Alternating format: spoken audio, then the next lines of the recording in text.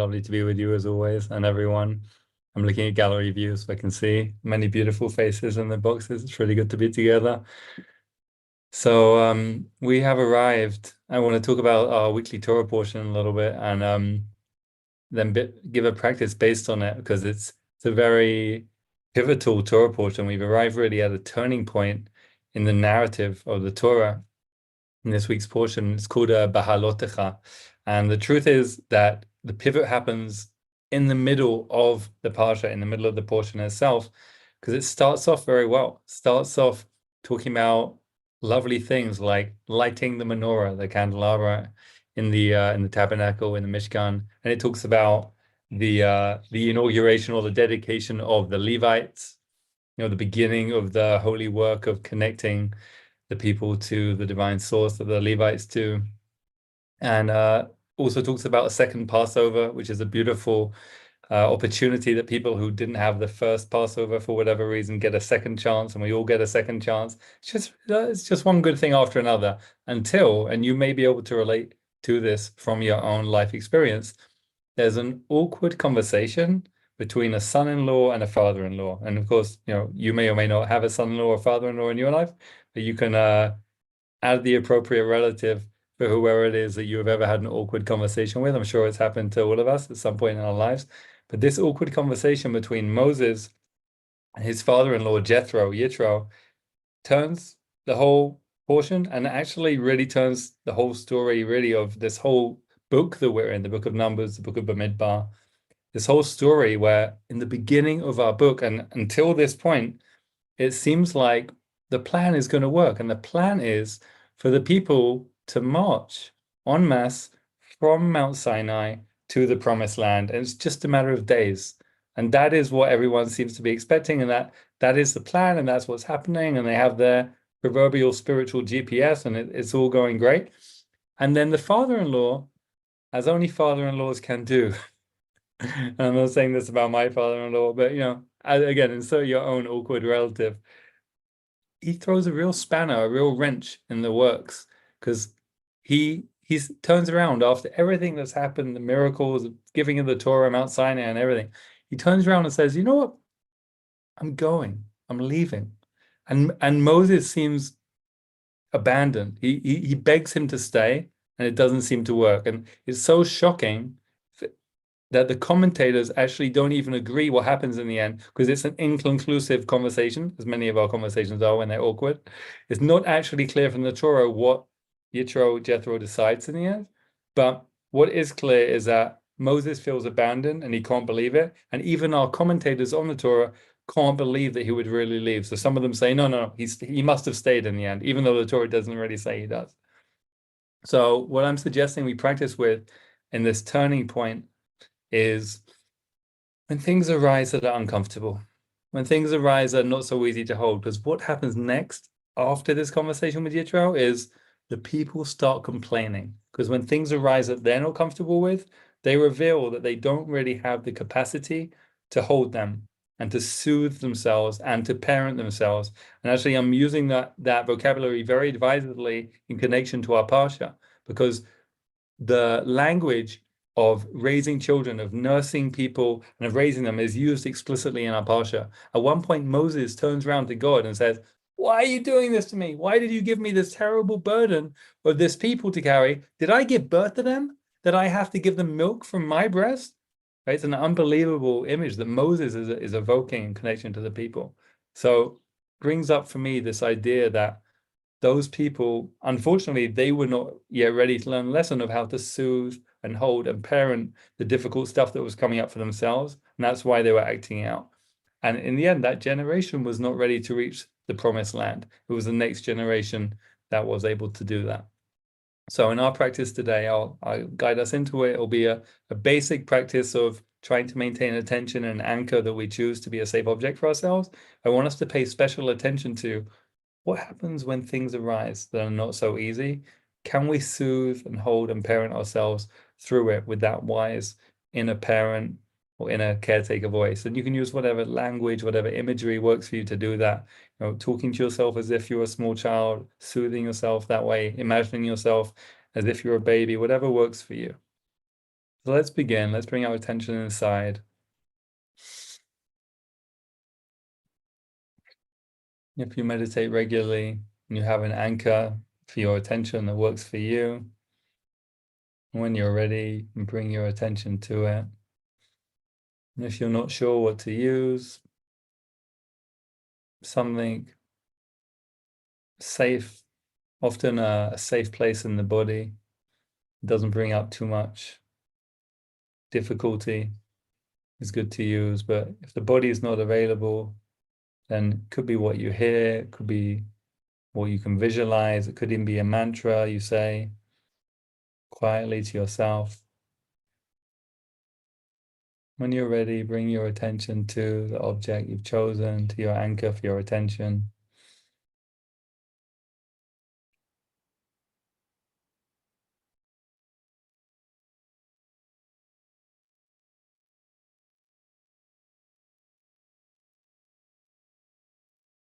See if we can cultivate an attitude of friendliness and compassion. See if we can be that loving inner parent to ourselves, to everything we notice arising within ourselves.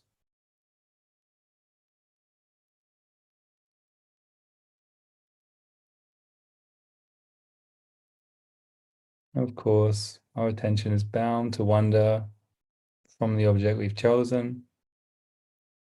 It's absolutely fine, part of the practice.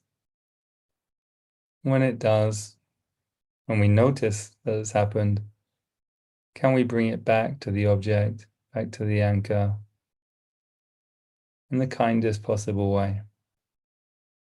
Just like we would want to if there was a small child just doing something that wasn't so skillful.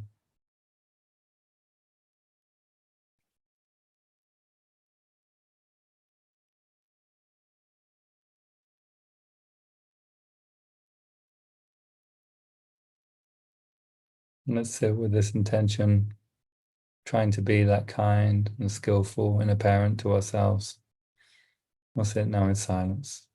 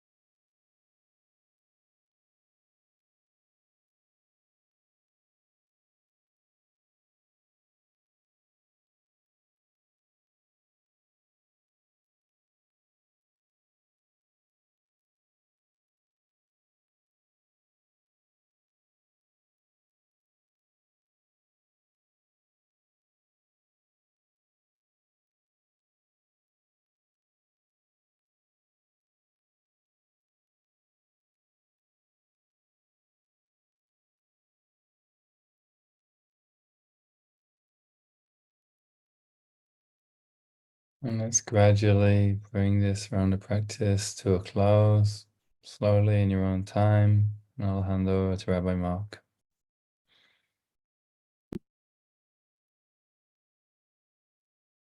Thanks so much, Rabbi Daniel. As always, beautiful Torah and practice, and I'm sure we all deeply appreciated that stillness and silence together. Now, seal the practice as we do each day, offering those of you who are in mourning or observing a yard site, or if it's your custom to join in the Kaddish to recite it together. You can put the name or names of anyone you're honoring today in the chat now or after you recite Kaddish. And if you are not reciting Kaddish, we ask that you please stay present for those who are, providing a minyan of comfort for those who are in mourning. And I invite those who are reciting Kaddish to join me by rising in body or in spirit, and you can unmute at this time. Yitkadal, Salvi May Kadash Rabba, Rabba Yama, Yama Kivra, Yama Kivute, Yamlich, Yamlich Malchute, Malchute Chayefon, Chayefon Ugevechon, Vivechon Chaye, B'Chayev B'Kol Beit Kol Beit Yisrael, Yisrael Ba'agala, Agala Bisman Bisman Karim, Kari Vimru Amen Amen. Yeshmei Rabba Rabba Mivarach, Mivrach Olam, Rabba V'Ameh Milameh Amayel, Amal Yitbarach, Yitbarach V'Yishbach, Yishtabach V'Yitpa'ar, Yitpa'ar V'Yitprason, V'Yitlaman V'Yitnaseh, V'Yitnaseh V'Yitada Yitadar, Yitalel, V'Yitalei Yithalal, Shmei V'Yitzalal Shmei Dekutu, Kusha Berachu La'elam, La'elam Kol Kol Birchata, Birchata B'Shirata, B'Shirata Tushkata, Tushbekata V'Nechamata, V'Nechameta V'Amiram, Zamiram V'Alma, Yama V'Imru, Amen. Oseh Shalom B'Mroma, Uyaseh Yaseh Shalom, Shalom Inu, Leinu Ko Yisrael, Me'alkol Yakoyo Shvei Yisrael, V'Imru, Amen.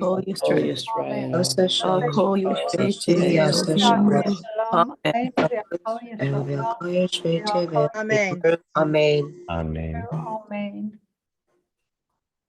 Friends, thanks so much for joining us today. Thanks to our teacher today, Rabbi Daniel Raphael Silverstein, for leading us, as always, beautifully, and for leading us now.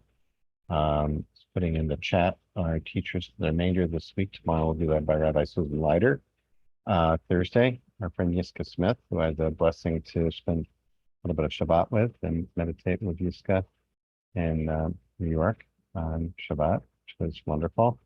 And on Friday, a new teacher coming to our rotation, Aaron Rotenberg, a wonderful Jewish mindfulness teacher from the Toronto community, will be leading us. So we'll look forward to that. Just a reminder, we will not be meeting live on Wednesday in commemoration of Juneteenth, but of course, so many opportunities to practice with us through our recordings and through the podcast. So please take advantage of that. And thanks so much to Natalie Rushinoff for holding our tech space today beautifully with the support of Jeb Bachman.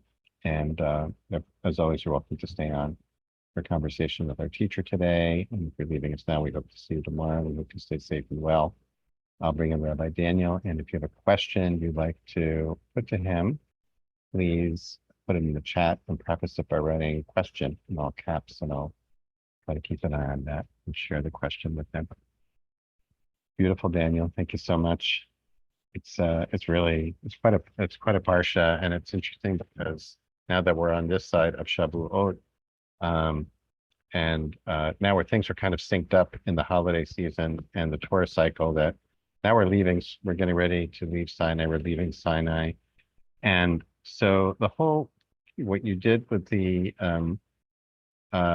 connection between the spiritual journey as described in Torah and our meditation practice, I thought was really extremely helpful. And we lifted up that just as in the Torah, there's no, there's no direct line. There's no shortcut. It's a bumpy road full of unexpected twists and turns. On the one hand, on the other hand, that we're equipped with this, I love your expression, the spiritual GPS that helps us pick up where we are and where we need to go, even amidst the twists and turns. I was thinking in part, how different Torah would be if after the book of Leviticus, they just made a straight shot, and Torah ended with them arriving. There's something really powerful for me about the fact that the Torah ends with the people not in the land. Of course, Moshe dies. Spoiler alert for those who haven't finished the book yet. But the people end up outside. It's an unfinished journey. And so much of the rest, all of the numbers, is just full of all, you almost get lost in the details of where are they and what's happening. And then Deuteronomy, Devarim, it's just kind of that recap of that journey. So the question I'm asking you has to do, I want to go a little bit deeper with the meditation practice, because like many people, my mind, of course, wanders just like our people wandered in the Midbar, right?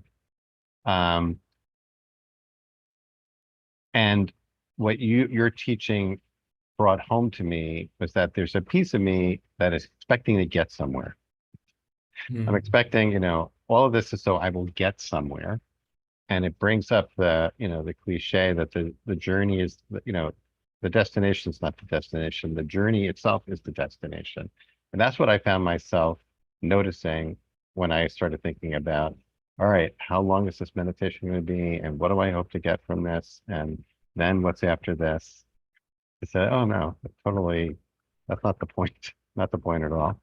So I wanted to invite you to elaborate on that a little bit in terms of, really so that we can think about when we sit here every day, we're really reenacting that journey. We're taking that walk with our ancestors. I love that. So honestly, I really sympathize with that. I went to a school that was very results oriented, and it was definitely drilled into me this idea of achieving something in a linear, tangible way with everything we do. So I definitely meet that over and over again in my meditation practice. I was thinking while you were talking about the Levites, I mentioned before, I mentioned a few things that happened at the beginning of the Parsha, which are very positive. One of them is the inauguration of the Levites. In other words, the Levites, it's time for them to start being Levites. And so they have like a service, a ritual to kind of make the beginning of their Levite service to the rest of the people, the beginning of their service. And I was realizing that the word for Levite, what does it actually mean in Hebrew? The root of the word means to accompany. And of course, as you just mentioned, Moses doesn't make it to the promised land, but Moses from the tribe of Levi, and his brother Aaron, who also doesn't make it to the promised land, and also their sister Miriam, who also doesn't make it to the promised land. Aaron and Miriam, that they pass away in this book of Numbers, and these three people from the tribe of Levi, of accompaniment, these three Levites, they accompany us on the journey, right? But they don't accompany us to the destination, right? There's something really beautiful and poignant about that. And as you say, like us living that model, of course, do any of us ever arrive at the promised land in our lives? If we ever think we do, then we obviously find out pretty soon that, something else is going on, that, what we thought was the promised land, tends to be the human condition, that what we thought was the promised land keeps evolving if we ever think we do get there.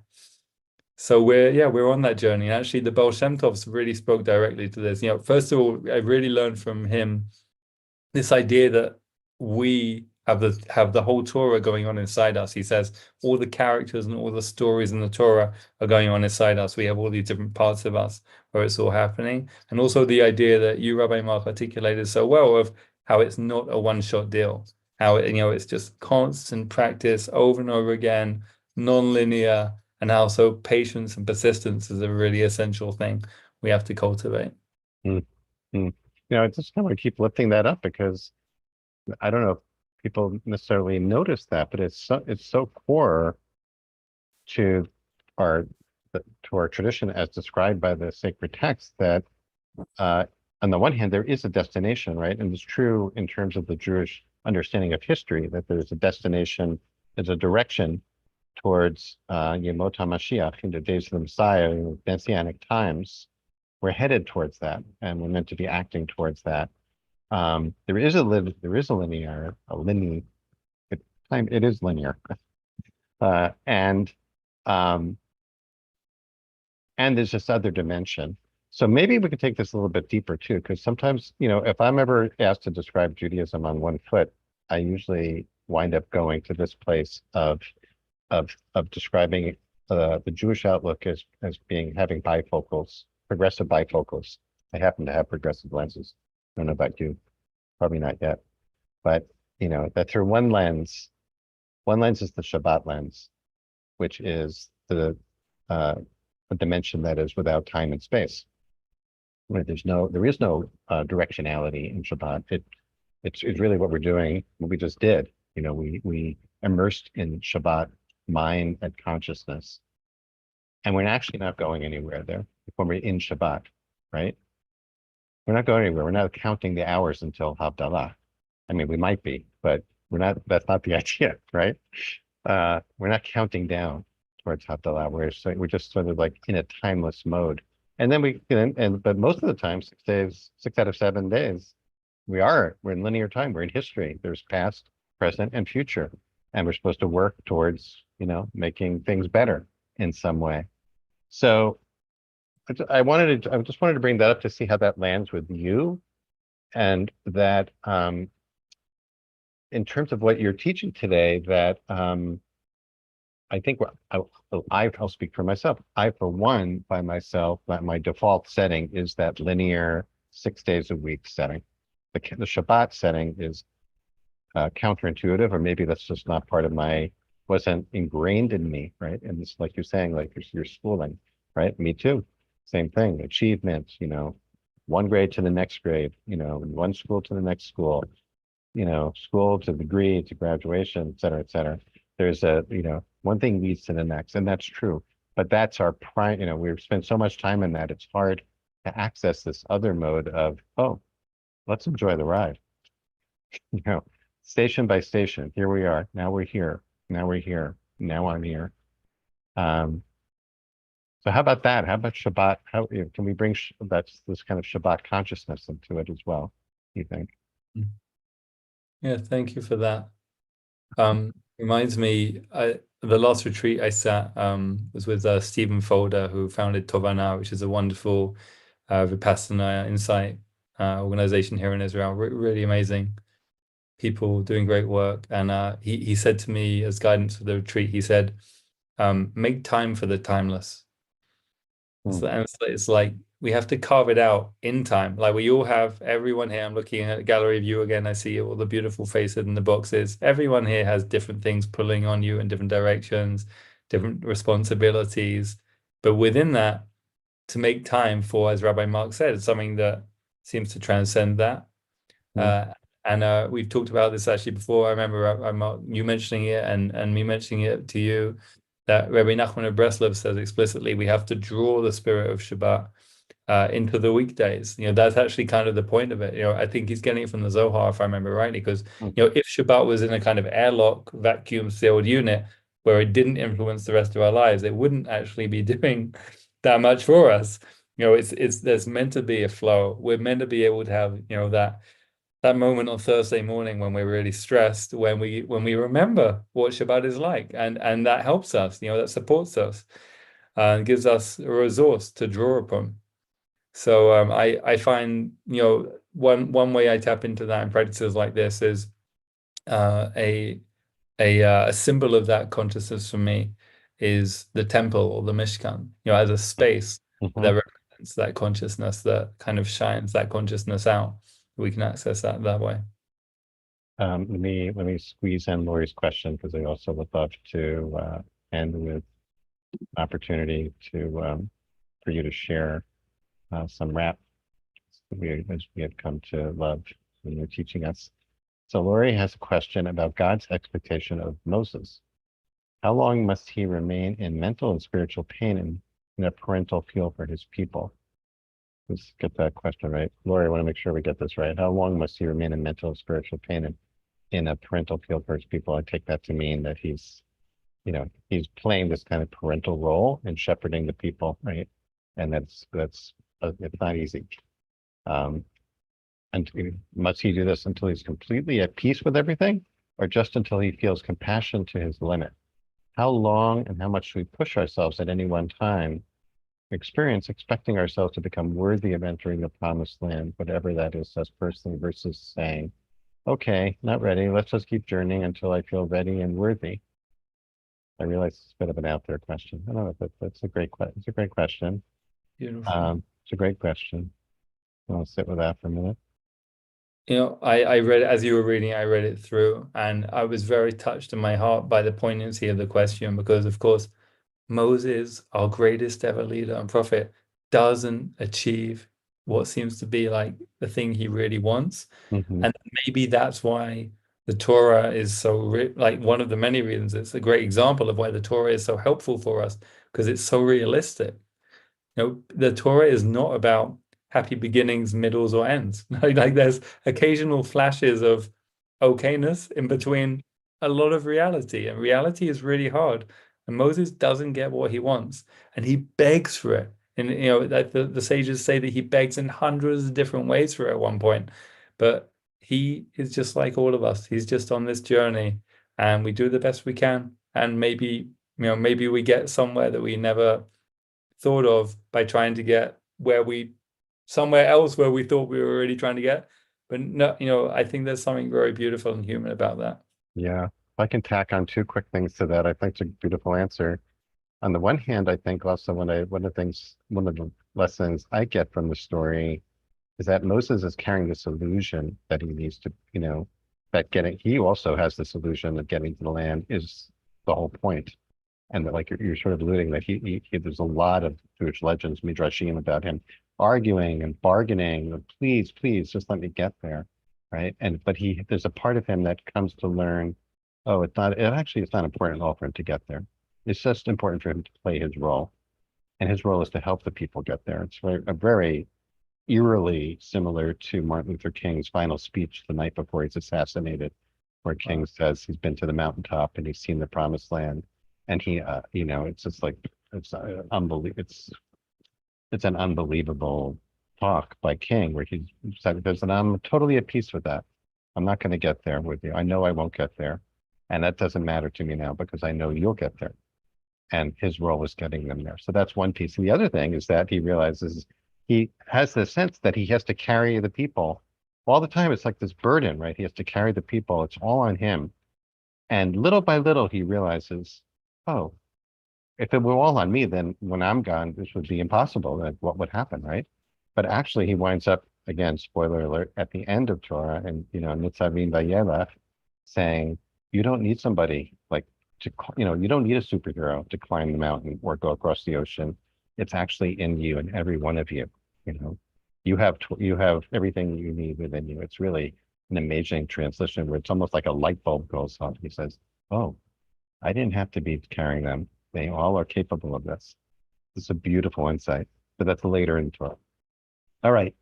What have you got for us, Daniel? I found this piece recently, and I want to share it with everyone. Thank you for the opportunity. I want you to cry when you feel how much I love you. When you taste the food I give you, feel me hug you. I created this universe for sharing and pleasure. Every moment is a brand new adventure. The reason I did it is to share my compassion. For growth to be real, pain has to happen. Wherever you are, that's the center of the action. You're here to fix what you see as lacking. The pleasure that you feel is my way of saying thank you. I could not fulfill myself a little bit without you. When you feel pain, remember, I'm inside you. Share the pain with me, and you will see how she guides you. For there to be some meaning, I had to make it difficult. I had to make it very hard to win, but still winnable. Sometimes you will fall into depression or despair. You'll need to remember that I am also there. I've been with you before there was a world, before existence. Nothing can exist unless I'm with it every instant. You're a part of me, and you're on your way back home. I'm telling you all this so that you never feel alone.